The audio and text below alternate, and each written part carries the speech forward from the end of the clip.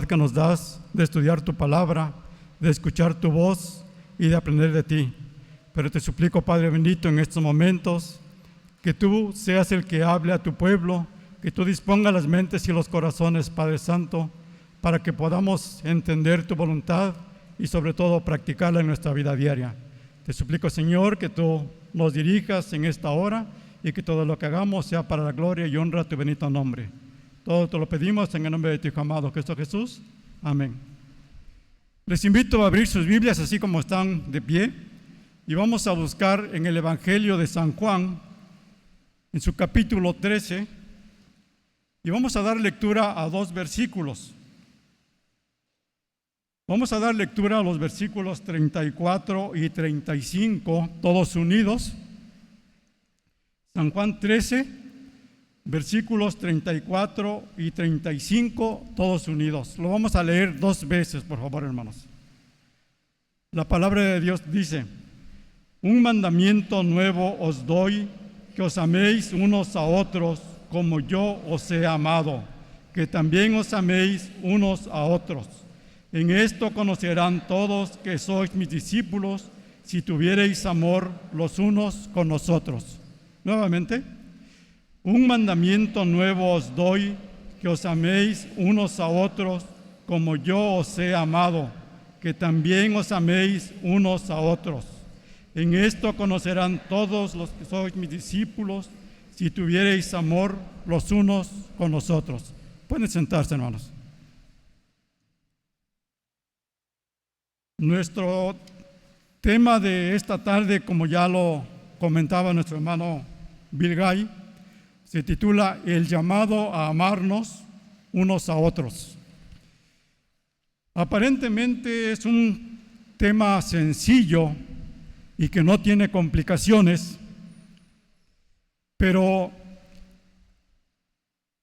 cuando estaba estudiando encontré un libro titulado La difícil doctrina del amor de Dios. Me llamó la atención el título y me puse a leer algunas partes, y dice el libro que actualmente es fácil porque adoptamos lo que nosotros consideramos que nos conviene o lo que nos beneficia o lo que no nos perjudica, pero no entendemos realmente la esencia del amor. Y realmente sí es complicado porque la cultura nos ha enseñado otras cosas. Si investigamos un poquito sobre los diferentes tipos de amor que la cultura nos enseña, por lo menos hay 7, y la lista es un poco más grande, pero los principales en que coinciden la mayoría son 7. Y nada más a manera de conocimiento son estos: el amor eros, que se refiere al amor sexual, carnal o erótico; el amor filia, que se refiere al amor de amigos; el amor storge, que es el amor familiar; el amor ágape, que lo considera como el amor universal; el amor ludus, que dice que es el amor sin compromisos; el amor pragma, que es el amor práctico; y uno último, el amor filautía, que se refiere al amor propio. Esto es lo que la cultura nos ha enseñado. Esto es lo que nosotros hemos aprendido desde pequeños. Pero la Biblia, ¿qué es lo que nos enseña realmente? Y esto me llevaría a una pregunta en la cual diríamos: ¿qué es el amor? ¿Realmente entendemos qué es el amor? En la mañana subí a la página de la iglesia un link y yo espero que lo hayan leído. Ahí habla qué es el amor, refiriéndose a cómo lo describe San Pablo en la primera carta a los Corintios en su capítulo 13. En esta carta vamos a encontrar qué es el amor y lo que no es el amor también.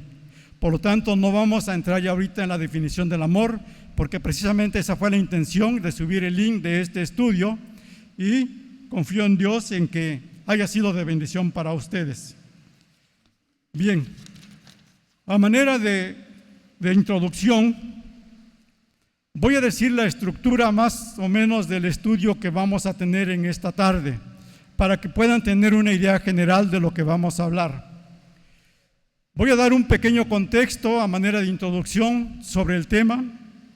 Número 2, vamos a hablar sobre el nuevo mandamiento. Número 3, vamos a ver las características del amor de Cristo.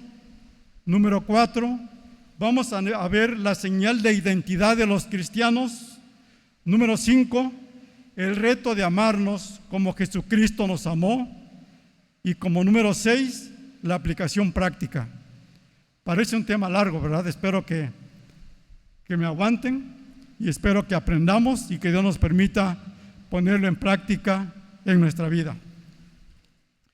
En el Evangelio de San Juan, en el cual nosotros ya hicimos lectura de estos versículos, este Evangelio en su capítulo 13, haciendo una introducción del contexto muy rápida, podemos encontrar que a partir del versículo 1 en adelante, nos encontramos en el momento de la última cena. Jesús está sentado a la mesa con sus discípulos, acaba de lavarle los pies, declara a sus discípulos que uno de ellos le va a entregar. Todos se preguntan, ¿soy yo, Señor? Y Jesús dice, al que yo dé el bocado, ese es el que me va a traicionar. Jesús da el bocado a Judas y le dice, lo que vas a hacer, hazlo más pronto. Y el versículo 30 nos dice que Judas, después de tomar el bocado, salió. Dentro de unas horas Jesucristo será arrestado, condenado a la muerte y crucificado. Cuando el tiempo se acorta y la meta se acerca, se dicen las cosas más importantes. Y Jesús, en este caso, con su discurso de despedida, lo que hizo fue decir su voluntad a sus discípulos. Es decir, en otras palabras, dijo o dictó su testamento. Desde Juan 13:31 hasta finales del capítulo 16, tenemos el discurso de despedida de Jesús. Pero este discurso de despedida de Jesús es nada más con sus amigos íntimos. Y hablamos de 11 discípulos, ya no son los 12. Judas ya quedó excluido de este último mensaje. Judas ya se fue a cumplir su cometido. Solo quedaron los 11 discípulos, los más íntimos y los fieles discípulos de Jesús. En este contexto, en lugar de la institución de la Santa Cena, el Evangelio de Juan relata el lavatorio de los pies, y a la luz de este hecho hay que entender el llamado a amarnos unos a otros. Jesús actúa primero y enseña después, y por eso su palabra debe ser autoridad para nosotros. Inmediatamente después del anuncio de Jesús sobre su inminente partida, dio a sus discípulos un mandamiento que les serviría para fortalecer las relaciones entre ellos. La ausencia física de Jesús se iba a confesar por el amor mutuo entre sus discípulos. El nuevo mandamiento que se menciona en San Juan 13:34 y que se repite 2 veces en ese mismo versículo, como ya leímos, se vuelve a repetir en el capítulo 15 de Juan, en sus versículos 12 y en el versículo 17. Entonces Jesús, en su discurso de despedida, repite 4 veces este mandamiento o esta acción para todos nosotros, dándonos a entender la importancia que tiene esta instrucción para todos sus discípulos, tanto de los discípulos que vivieron y aprendieron de Él directamente, como de los discípulos que habrían de creer en Él hasta los últimos días. Entrando ya un poquito en el análisis de los textos, los 2 versículos que leímos, en el versículo 34, el primer párrafo dice: un mandamiento nuevo os doy. Lo primero que vamos a entender es el término mandamiento. El término mandamiento, en su sentido más general, es aquel precepto u orden de un superior a un inferior. Y a instancias del derecho, Un mandamiento es la orden de un juez por escrito, a través de la cual se manda a ejecutar algo. Y en el libro de Éxodo encontramos los mandamientos que Dios escribe con sus dedos en tablas de piedra y que entrega a Moisés para que éste los dé a conocer al pueblo de Israel. Normalmente los conocemos como los 10 mandamientos o el decálogo divino. Vemos entonces que al gobernante y juez de toda la tierra le ha agradado prescribirnos leyes para regular nuestras acciones. Debemos de estudiar este hecho histórico para que podamos entender de manera eficaz aspectos importantes como su proclamación, su singularidad, su origen, su perpetuidad, su división, su espiritualidad, su ministerio, sus sanciones y su interpretación. Respecto a su origen, podemos afirmar que tuvo su fundamento en el amor que procede de Dios en su carácter de bondadoso redentor. Esto nos deja claro que la única obediencia que Dios acepta es la que procede de un corazón sincero y afectuoso. Ahora, debemos de entender que Jesucristo no dudó en dar mandamientos del mismo modo que lo hizo el Padre. Y esto tiene implicaciones para nosotros porque no nos estaba dando un consejo ni una recomendación, sino que nos estaba dando o nos está dando un mandamiento. Y esto es algo que ya vimos que tenemos que realizar, no es opcional. En otras palabras, nos está dando una orden divina que debemos de cumplir al pie de la letra como hijos de Dios. Este mandamiento está relacionado con la ley de Moisés anunciada en el pasado.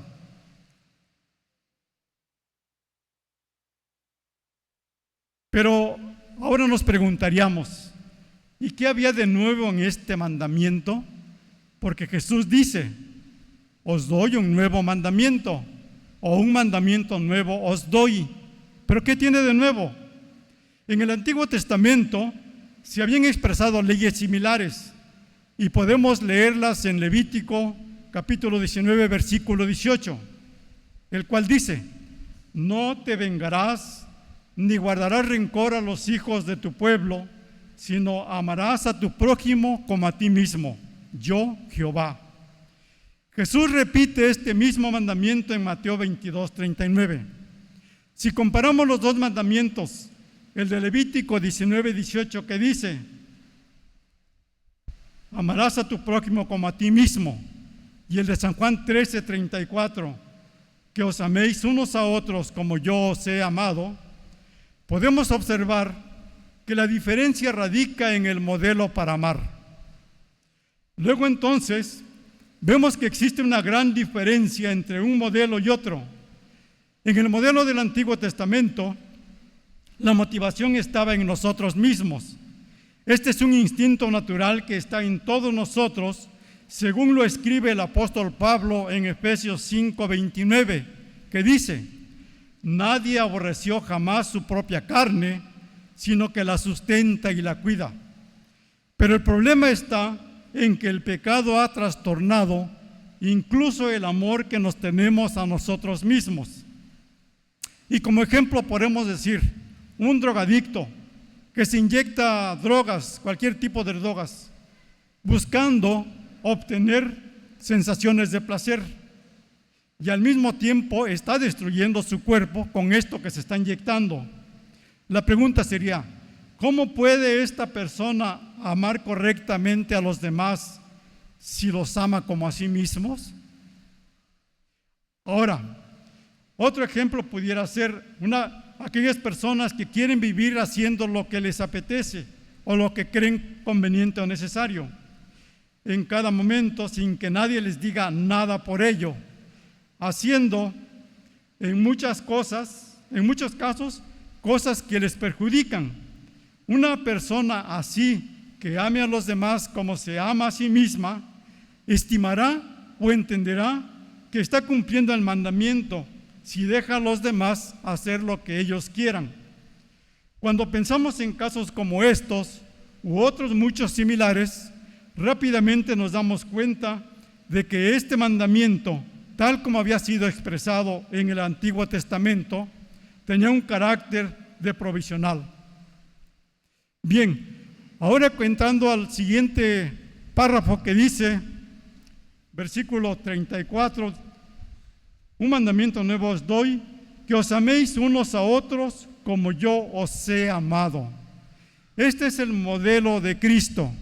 Y el modelo de Cristo no es que ames a tu prójimo como a ti mismo. Dice, como yo os he amado. Ese es el modelo instituido por Cristo para amar a nuestros semejantes.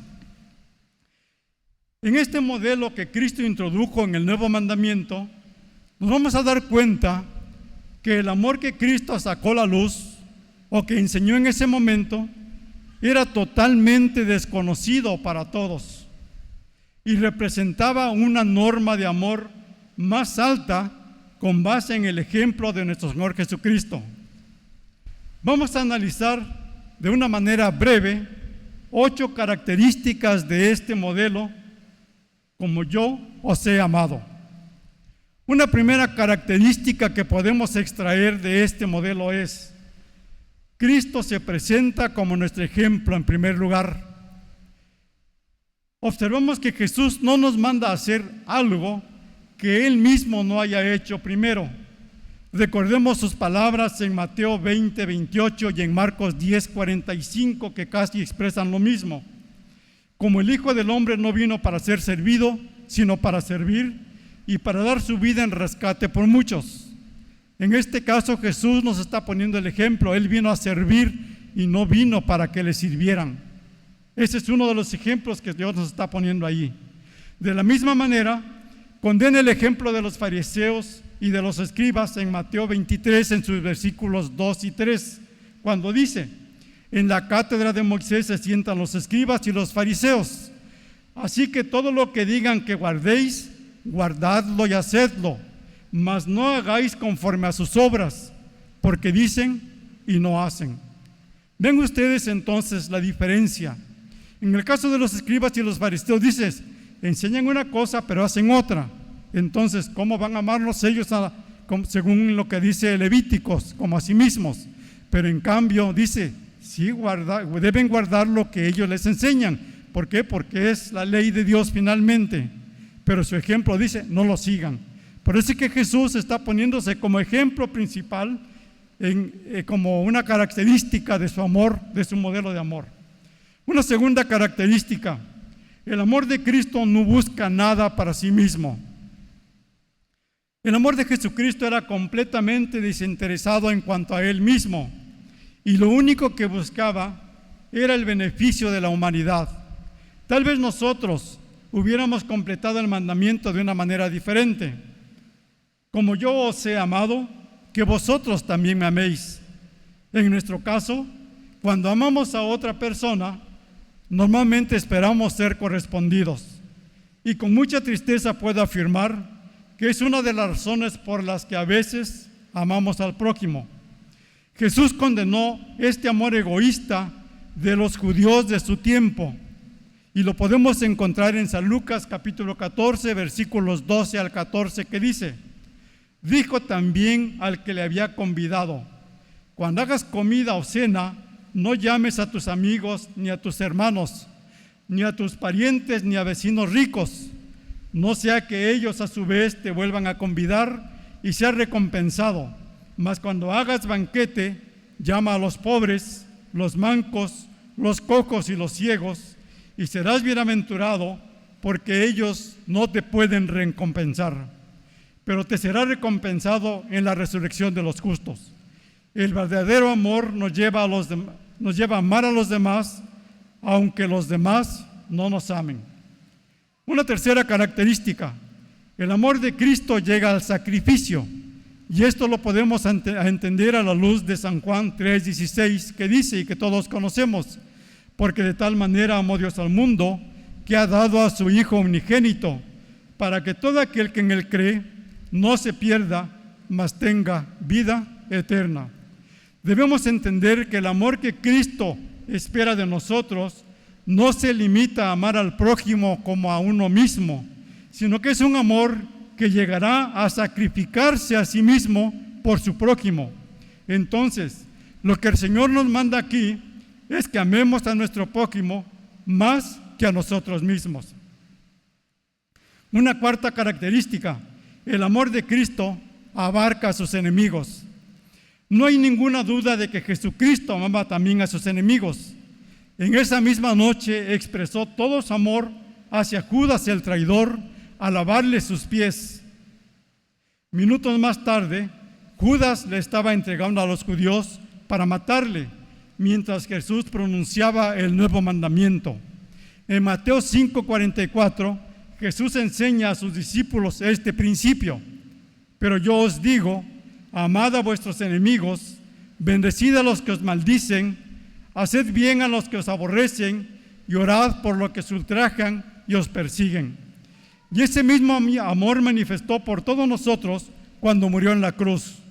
El apóstol Pablo lo confirma en Romanos 5, versículos 8 y 10. Mas Dios muestra su amor para con nosotros, en que siendo aún pecadores, Cristo murió por nosotros. Cuando Cristo murió por nosotros, no éramos sus amigos, todos éramos sus enemigos. Una quinta característica de este modelo: el amor de Cristo no consistía en decir cosas bonitas. En base a lo que hemos visto hasta este momento, hemos aprendido que el amor de Cristo consiste en servir a nuestros semejantes y no en expresiones con palabras únicamente. Que este amor se extiende a todos, incluso a los enemigos, y que no se impone por la fuerza, sino que respeta plenamente la libertad de todos, ganando por ser más fuerte que el odio. Cristo nos ha dejado un vivo ejemplo en qué consiste este amor, y debemos imitarlo con cuidado, ya que es un amor práctico que implica el sacrificio constante de los deseos del yo en una búsqueda incansable para que otros sean bendecidos y enriquecidos por nuestro comportamiento. Una sexta característica: el amor de Cristo llega hasta el fin.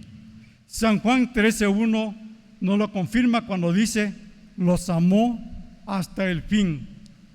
Esto implica que Jesús amó a sus discípulos hasta el final de su vida, pero también que en su amor no había ningún tipo de límites. En San Juan 15:13 Jesús decía: nadie tiene mayor amor que este, que uno ponga la vida por sus amigos. Y Jesús lo hizo, lo cumplió y lo llevó a la práctica. Sin duda, la expresión más alta del amor es el sacrificio de uno mismo, y Jesús lo hizo. Ahora nosotros somos exhortados a amar de esa misma forma. Podemos concluir que amar al prójimo puede resultar en una experiencia muy dolorosa y costosa. Al Señor le llevó a morir en una cruz, y a nosotros nos conducirá a tener que negarnos muchas cosas. Séptima característica: el amor de Cristo era inteligente. Normalmente identificamos el amor con los sentimientos y no con el intelecto. E incluso hay una frase que dice que el amor es ciego, pero en base a la enseñanza de Jesús, el amor es inteligente y no es ciego. El amor de Cristo por sus discípulos implicaba un conocimiento perfecto de ellos. Esto lo podemos afirmar primero porque convivió con ellos durante 3 años. Conocía bien con todas sus debilidades de cada uno de sus discípulos. Pero como ejemplo podemos tomar a Judas. En San Juan 6, versículos 70 y 71 dice: y Jesús le respondió: ¿no os he escogido yo a vosotros los 12, y uno de vosotros es diablo?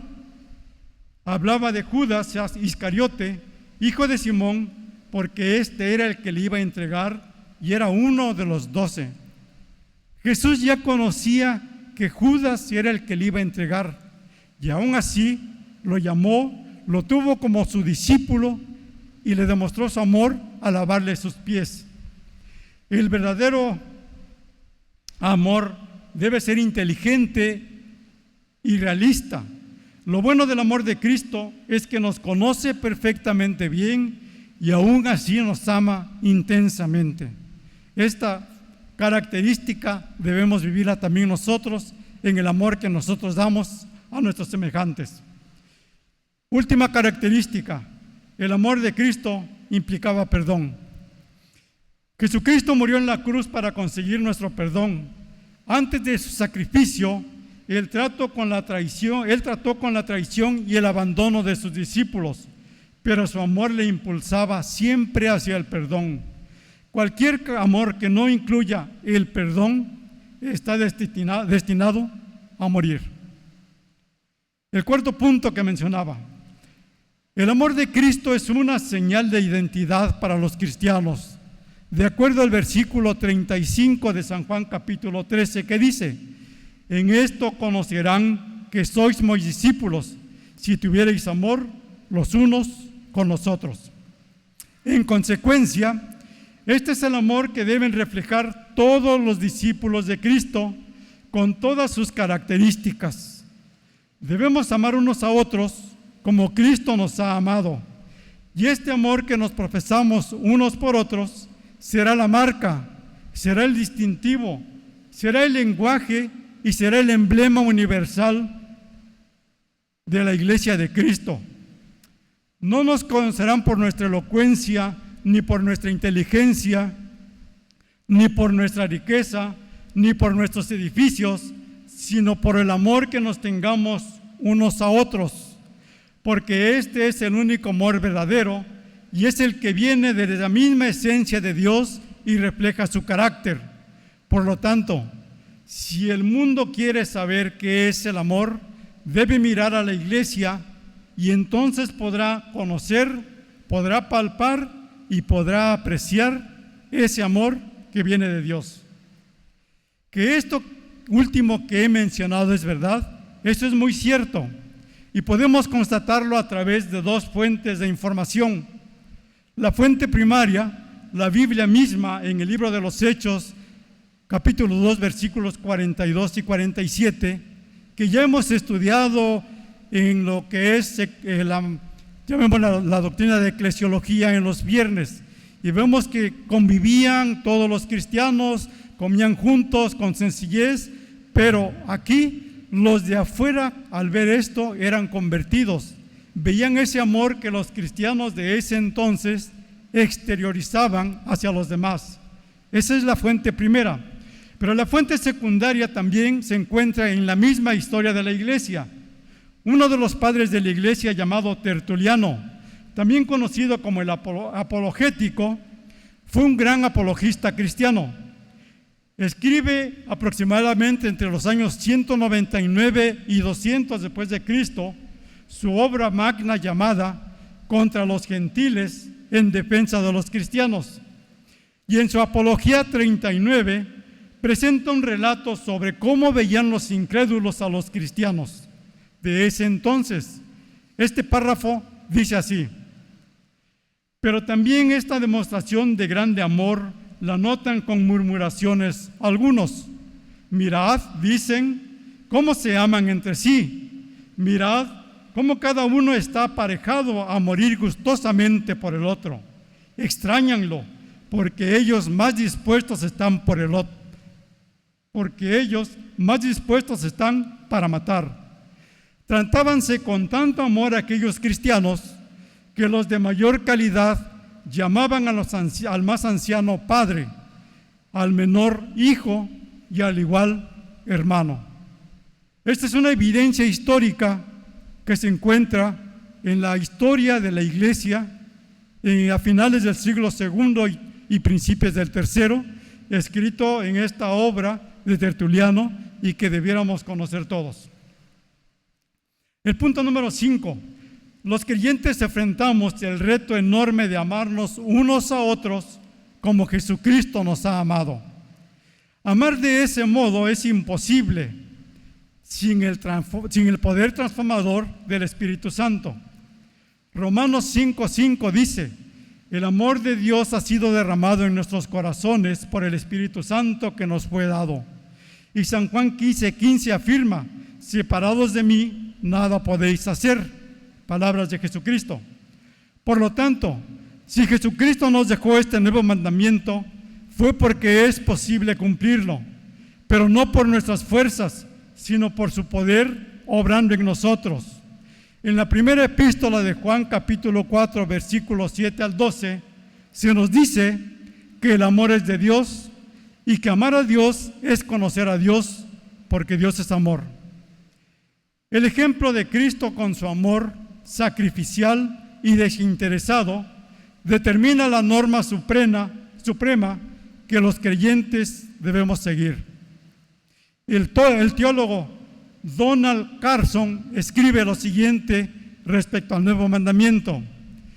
El nuevo mandamiento es lo suficientemente simple como para que lo memorice y aprecie un niño de 3 años, y lo suficientemente profundo como para que los creyentes maduros se avergüencen constantemente por comprenderlo y practicarlo de forma tan pobre. Su amor unos por otros debe reflejar su nuevo estado y experiencia como hijos de Dios, reflejando el amor mutuo entre el Padre y el Hijo e imitando el amor que les ha sido mostrado. Bien, después de todo lo que hemos analizado, llegamos a la parte final, la parte práctica. ¿Qué enseñanza nos deja y qué aplicaciones prácticas podemos obtener para nuestra vida? Hay muchas formas en las que este amor puede ser expresado y algunos ejemplos pueden ser los siguientes. Predicar el Evangelio a una persona que no conoce a Cristo. B. Visitar a un enfermo o a los enfermos. C. Llevar una palabra de aliento al que está desanimado. D. Llevar una promesa bíblica al que se ha descarriado. E. Orar por las personas. F. Mostrar ternura, paciencia y perdón con los que nos ofenden. Y la última que menciona aquí, y la más importante, la labor de enseñar la palabra, que incluye exhortación, reprensión y hasta la disciplina. De acuerdo a Hebreos 12:6, porque el Señor al que ama disciplina y azota a todo el que recibe por hijo. Debemos de entender que solo amamos a nuestro prójimo cuando edificamos su vida en la dirección correcta. Debemos desechar la idea de que el amor consiste en sonreír a todo el mundo y decirles únicamente lo que quieren escuchar. Amados hermanos, en esta noche nuestro Señor Jesucristo nos vuelve a hacer este llamado, nos vuelve a dar este nuevo mandamiento y nos dice que os améis unos a otros como yo os he amado, que también os améis unos a otros. Palabra de Dios, hermanos.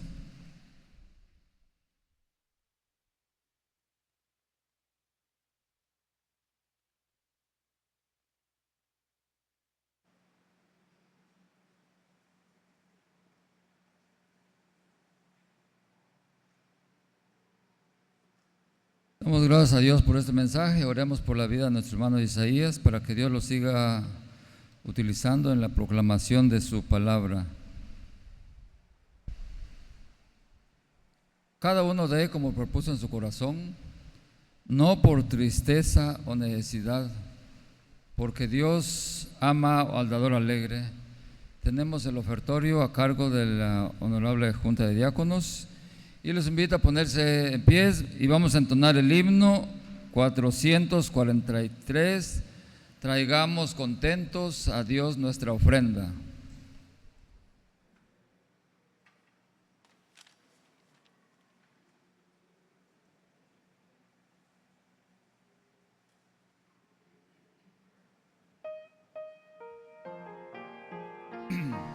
Traigamos contentos a Dios nuestra ofrenda, talentos y tiempo, dinero y salud, el cuerpo y la mente y toda influencia, también nuestra vida, todo es de Jesús. Dios es poderoso y quiere ayudar.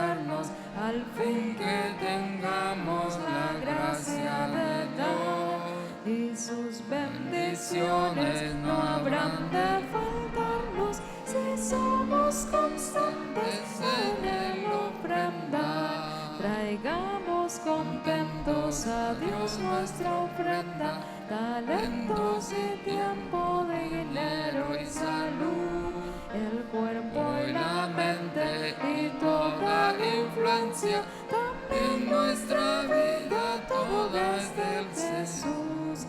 Dios es poderoso y quiere ayudarnos al fin que tengamos la gracia de dar. Y sus bendiciones no habrán de faltarnos si somos constantes en el ofrendar.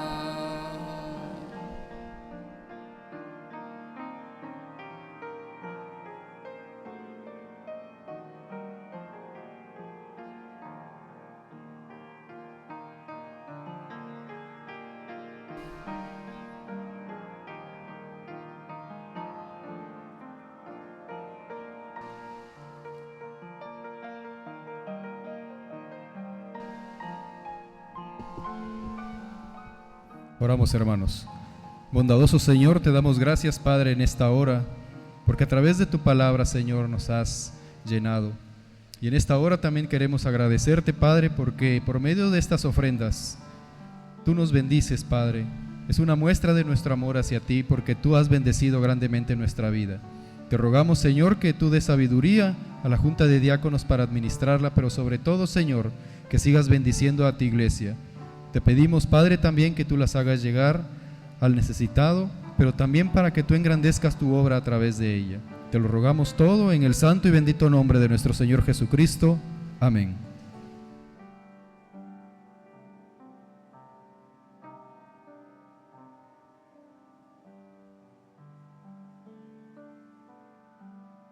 Hermanos, en el año 33 después de Jesucristo, creo que una tarde, noche como hoy, Jesucristo compartió la última cena con sus amigos, sus apóstoles. Esta noche se hace la invitación para que todos vengamos a la mesa, recordando el sacrificio que Jesucristo hizo en la cruz al morir por nuestros pecados. Acordémonos de que cada gota de sangre que derramó fue para pagar nuestros pecados. Estamos todos invitados a la mesa. Este acto está a cargo del respetable consistorio y damos el lugar.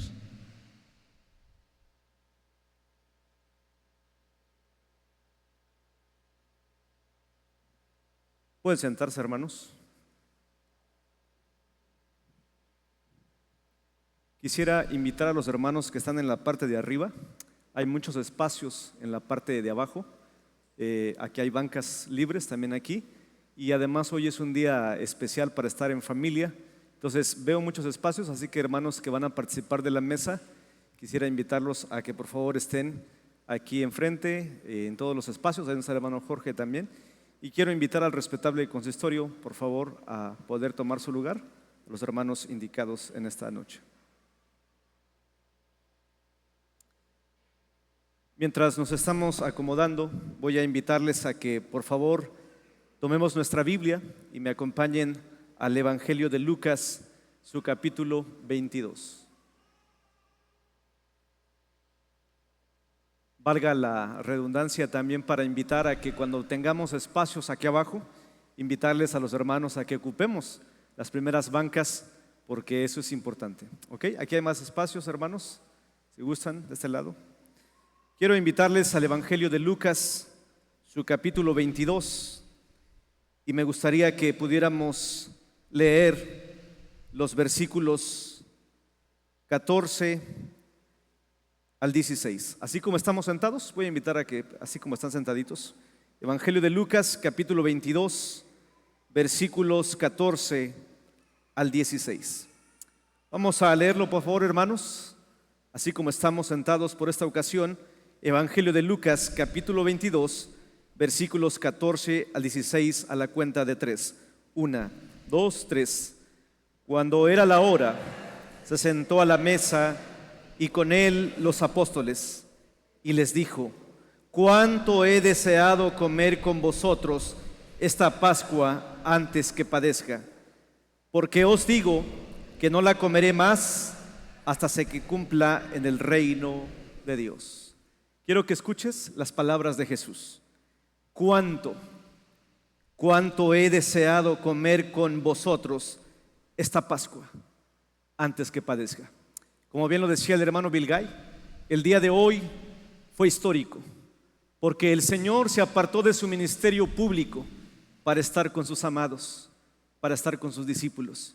En esa mesa íntima, alrededor de la mesa, con todos los elementos puestos como esta noche, estaba presente el pan, estaba presente el fruto de la vid, y también estaban las hierbas amargas, por supuesto, y el cordero. Pero aquella misma noche Jesús dijo: he deseado que comamos este pan, rodeados a la mesa. Pero quiero subrayar algo: el deseo de nuestro Maestro era invitarnos a su mesa. Sin embargo, quiero hacer la pregunta: ¿para quién es la mesa? La mesa es exclusivamente y únicamente para sus discípulos, aquellos que han sido llamados por el Señor. Por lo tanto, el día de hoy tenemos el privilegio nosotros también de venir a esta misma mesa. Es para mí un alto privilegio, en el nombre del Señor Jesucristo, invitar a los discípulos, es decir, aquellos que tienen la capacidad de reconocer que hemos pecado, pero que en Jesucristo hemos recibido perdón y somos invitados a la mesa, es decir, a los miembros de la iglesia en plena comunión. Les invito a venir en esta hora a la mesa del Señor. Por favor, pónganse de pie. Así también invitamos a los creyentes de otras iglesias evangélicas que sean verdaderos discípulos, es decir, miembros plenos en ellas, a que también vengan, porque su palabra dice: son muchos los miembros, pero el cuerpo es uno solo. También es mi deber indicar a aquellos que estamos de pie que no solamente podamos decir soy miembro, sino que en esta maravillosa noche, recordando el mandamiento de Jesús, podamos examinar y saber si en realidad somos verdaderos discípulos. Porque en aquella ocasión había uno que estaba dentro de la lista de los 12, sin embargo no era un verdadero discípulo. Así que, mis hermanos, yo les invito a que vengamos con ese deseo de decir soy un verdadero discípulo por la gracia de Jesucristo. Así que yo les invito a que vengamos a la mesa, pero también con entendimiento, porque su palabra dice: el que come y bebe de manera indigna, sin discernir el cuerpo del Señor, come y bebe para su propio castigo.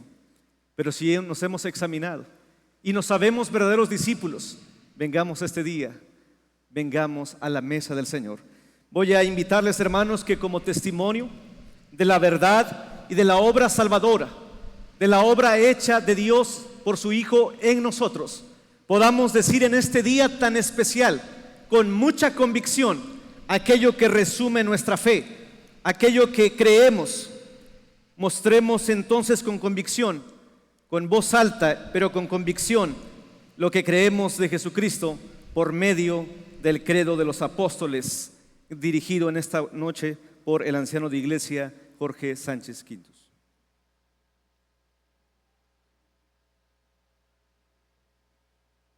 Amados hermanos, los invito despacio y respetando. A la cuenta de 3, 1, 2, 3.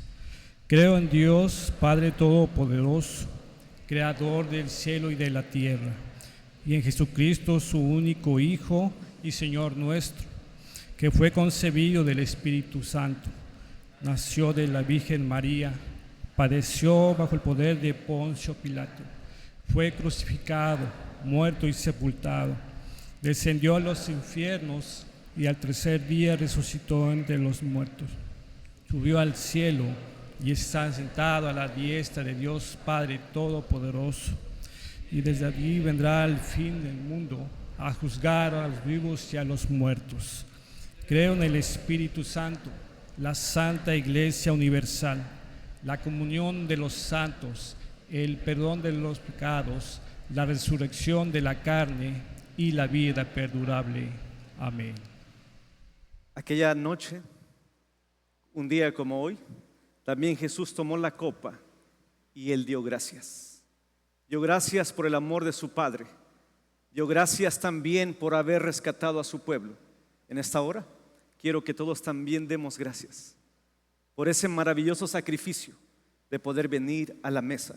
Voy a invitar entonces a mi hermano anciano de iglesia, Jorge Morales, a que él dé gracias en voz alta, pero yo quiero que cada uno en su corazón dé gracias y también consagremos estos elementos de su uso común para su uso sacramental.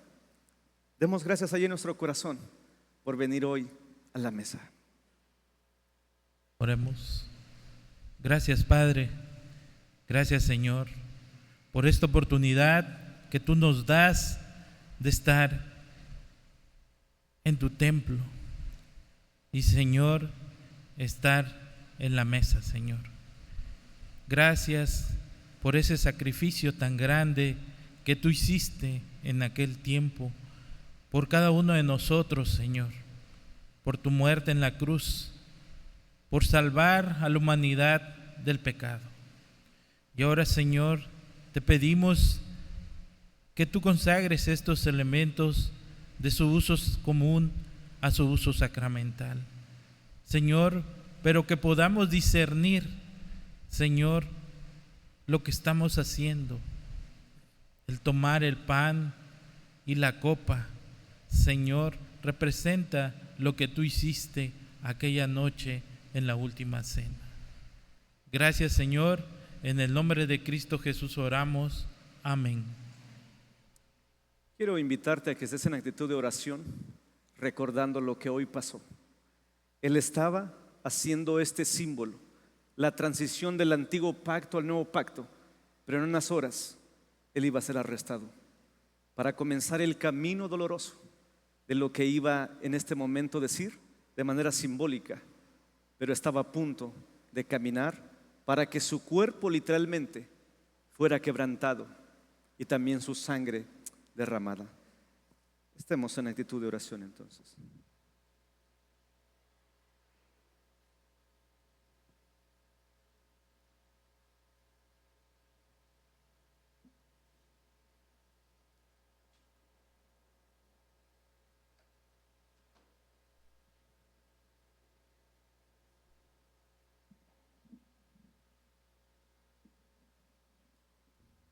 Aquella noche se había preparado la Pascua. El Señor tomó el pan y después de haber dado gracias, como lo hemos hecho, lo partió a vista de sus discípulos diciendo: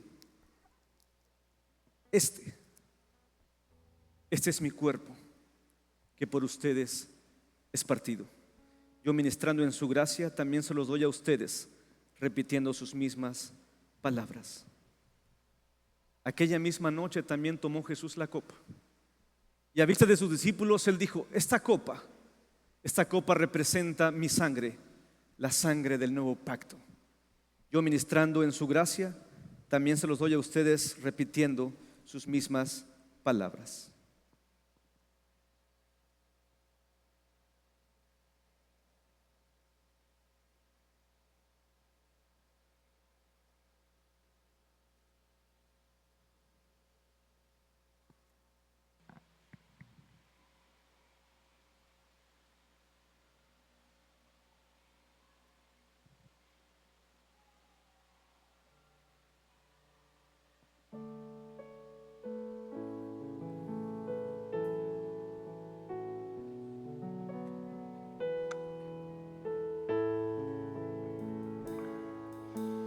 Quiero levantar mis manos,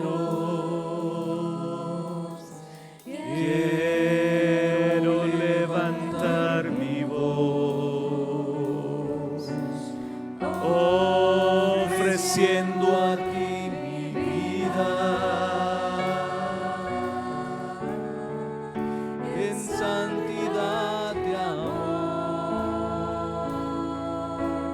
Padre, solo a ti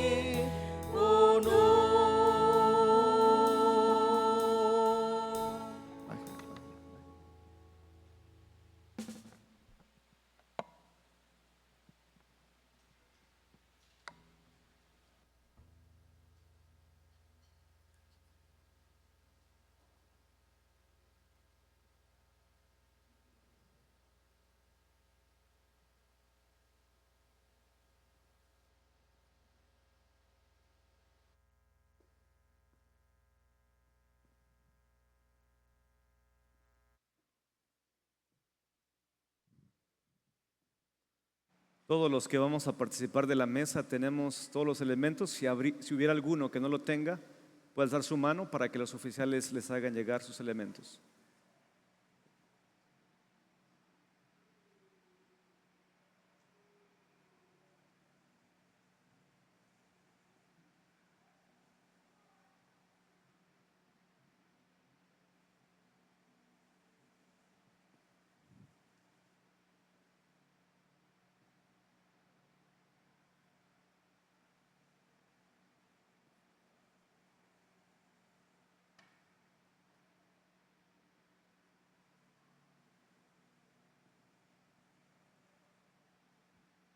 Jesucristo dijo: esto es mi cuerpo, comed de él todos.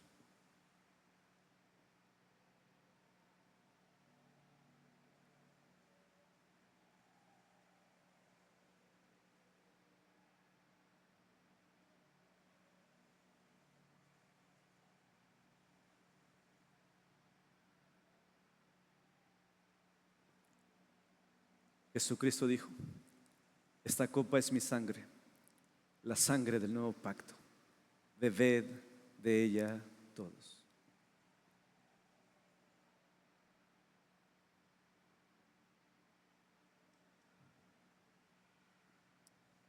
Oremos al Señor.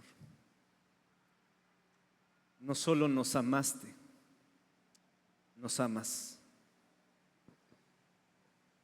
Porque hemos venido a esta mesa recordando aquella última semana en tu vida, y un día como hoy cambiaste para siempre la celebración de la Pascua.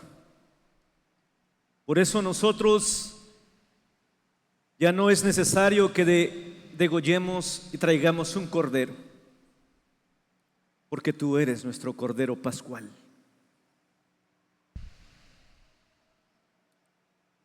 Cuando tú alzaste este pan y esta copa, hablabas de tu cuerpo y de tu sangre, que unas horas fue entregado para ser quebrantado, para recibir esa corona de espinas, esa lanza en tu costado, para recibir la ira de la santidad de nuestro Padre. Esa ira que debía ser descargada sobre nosotros, pero que tu cuerpo recibió, y tu sangre siendo derramada por amor a nosotros. Esta noche la recordamos. Esta noche anunciamos tu muerte expiatoria, pero nos vamos llenos de gozo, llenos de gratitud. Nuestro pecho rebosa de gratitud porque tú nos amaste y nos sigues amando, porque aún seguimos con muchos defectos en nuestra vida y venimos a esta mesa conscientes de que a pesar de ello, aunque venimos arrepentidos y ya hemos confesado, nos vamos a casa como regresó aquel hombre publicano, justificados, amados. Y no nos resta más que decirte gracias, que nuestra alabanza, nuestra oración llegue hasta el trono de la gracia, donde tú estás sentado a la derecha de Dios Padre. Queremos decirte en esta noche: te amamos. Te amamos con todo nuestro corazón. Te amamos con todas las fuerzas de nuestra alma, porque tú nos amaste primero. Oh amado Salvador, anunciamos tu muerte, pero también anunciamos que tú regresarás por nosotros cuando el reino sea consumado, y tomaremos esta cena en las bodas del Cordero y contigo sentado a la mesa. Muchas gracias. Muchas gracias. Amén. Amén. Vamos a ahora depositar nuestras ofrendas por los necesitados como obra de que somos bendecidos. Su palabra dice que el que de gracia recibe, de gracia da. Así que, hermanos, hoy es un día muy especial, un día donde también podemos compartir el amor y donde Jesús en esa misma mesa, como ya hemos sido instruidos, nos invitó a amarnos los unos a los otros, a los de la familia de la fe, pero también a aquellos que hoy lo necesitan.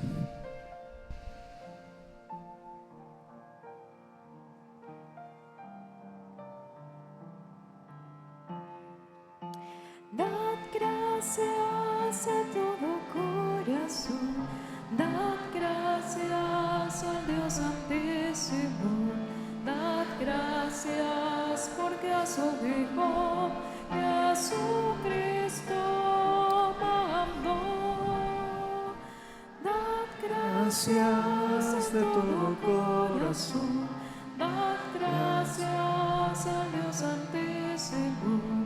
Dad gracias porque a su Hijo Jesucristo mandó. Y ahora diga al pobre rico soy, diga al débil fuerte soy, por lo que hizo el Señor en mí.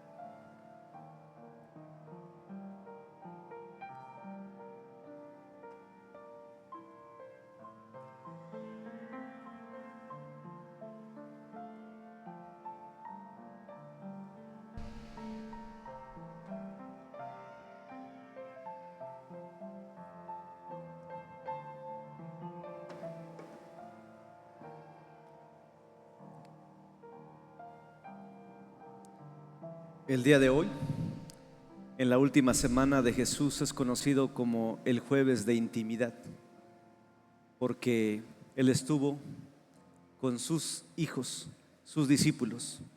Pero también cuando Él estaba orando, horas antes de ser arrestado, Él dijo: no solamente oro por estos, sino por los que han de creer por la palabra de estos. Hermanos, la mesa nos recuerda que la salvación no es solamente de una persona, sino que somos una comunidad, somos una familia, somos la familia del Señor. En ese día, en esa cena, como era un grupo pequeño, tomaron del mismo pan y tomaron de la misma copa. El apóstol Pablo, él dijo: no es una sola copa la que todos bebemos, porque somos un cuerpo. Por eso, al venir a la mesa nos examinamos. Si hay rencor, si hay odio por algún hermano, nos reconciliamos antes de venir a la mesa, porque somos discípulos de Jesucristo. Por lo tanto, hermanos, quiero invitarles a que nos tomemos de las manos por bancas y terminemos este maravilloso tiempo de intimidad con nuestro Maestro.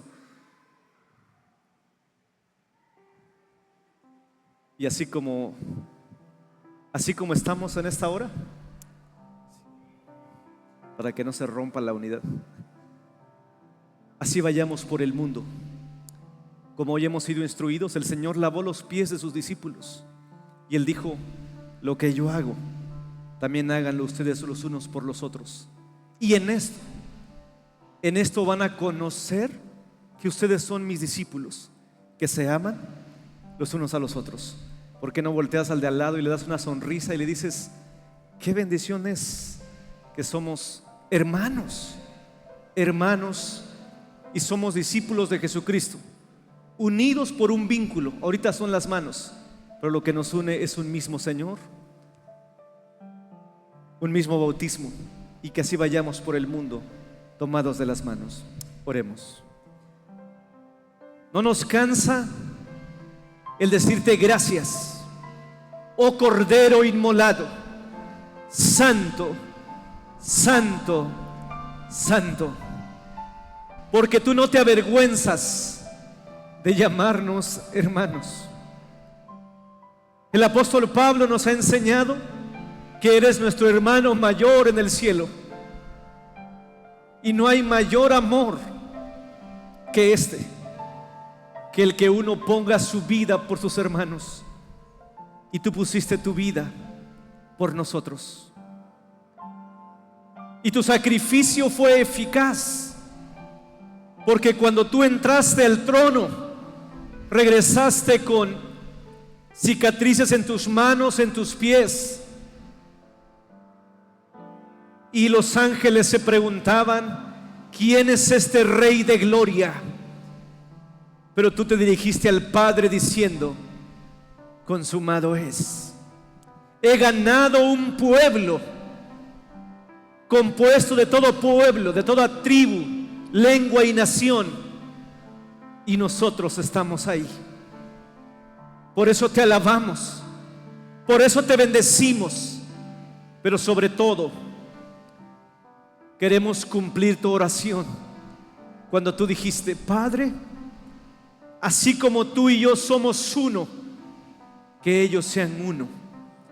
Familia, Dios con nosotros, tomados de las manos, queremos ir por el mundo anunciando que somos discípulos de aquel que murió en la cruz y que nos amó para que nos amemos los unos a los otros. Padre, bendice a nuestra iglesia, bendice a nuestra familia, y que seamos uno, así como tú y el Padre son uno.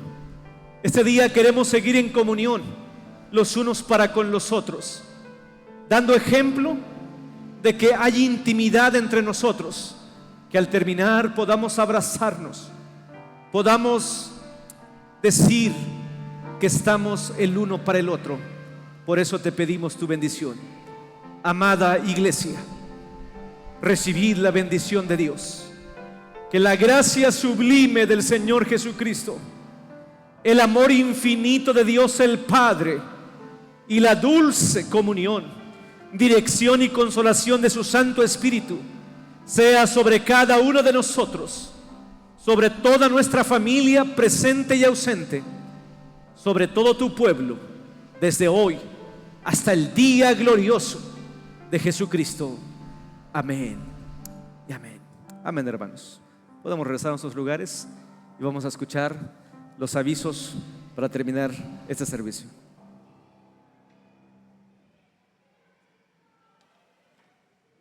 Damos gracias a Dios porque me permitió dirigir este culto a su nombre. Estoy muy agradecido con Él porque Él nos amó primero. Y damos paso a bienvenida y avisos a cargo de nuestra hermanita Diana.